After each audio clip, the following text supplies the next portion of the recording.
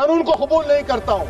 तो मैं गांधी की तरह इस कानून को फाड़ता हूँ। कहना चाहते हो भाई, संसद का कानून है, सबको स्वीकार करना पड़ेगा। सुनिए, मैं खड़ा हूं ना अपने पैर पर। एक हिंदी में कहावत होती है, नया मुल्ला प्याज ज्यादा खाता है, परंतु यहाँ तो जो गैर मुल्ला प्याज बहुत खा रहा था और इतना खा रहा था कि आंसू निकल रहे थे, गरीब मुसलमान के भी और देश के भी।